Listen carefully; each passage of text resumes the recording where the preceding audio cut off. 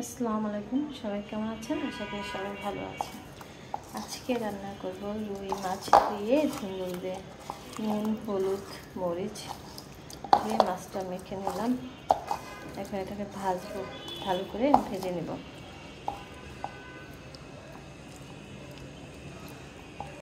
তেল গরম হয়ে গেছে,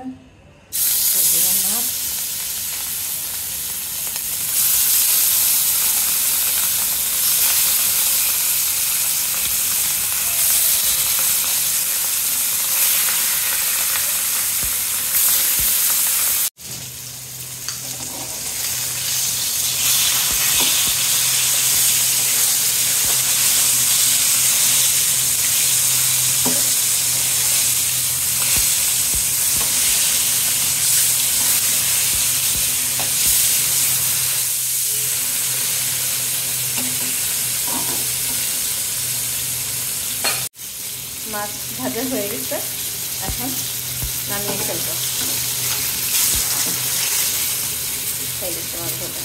তেল গরম হয়ে গেছে, দিয়ে দেবো পেঁয়াজ,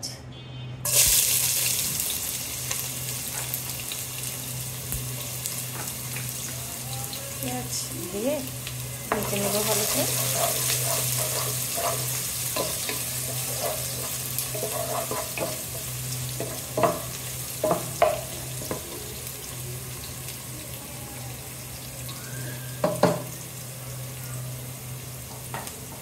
দিয়ে দেবে এটার মধ্যে আদা, রসুন, জিরার পেস্ট,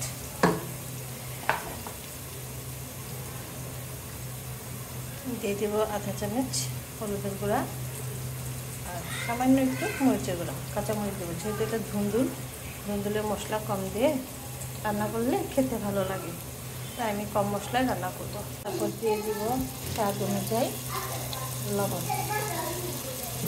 ভালো করে মশলাটা কষিয়ে নেব।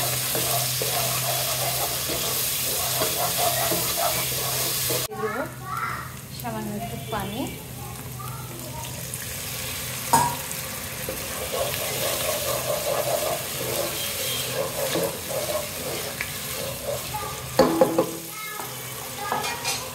দিয়ে দেবো এখন কেটে রাখা ধুন্দুল আর আলুগুলো।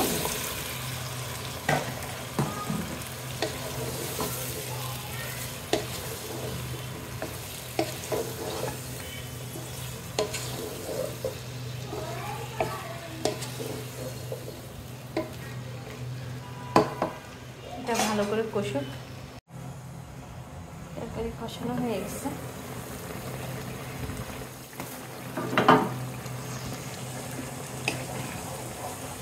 ধুন্দুল তো অনেকখানি ঝোল উঠে গেছে, অল্প একটু পানি দিচ্ছি।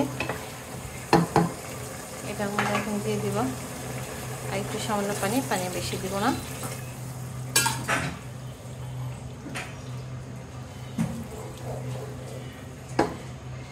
দিয়ে দিব ভেজে রাখা মাছগুলো।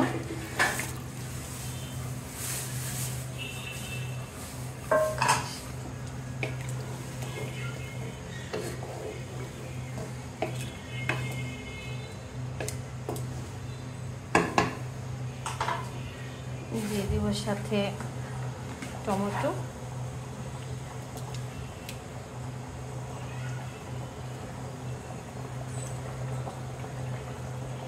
দিয়ে দিব কয়েকটি কাঁচামরিচ,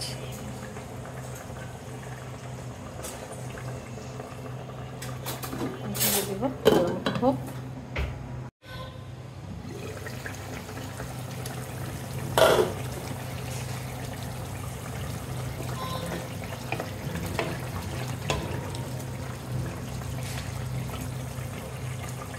আমার তরকারি রান্না করা হয়ে গেছে। এখানে দিয়ে দিব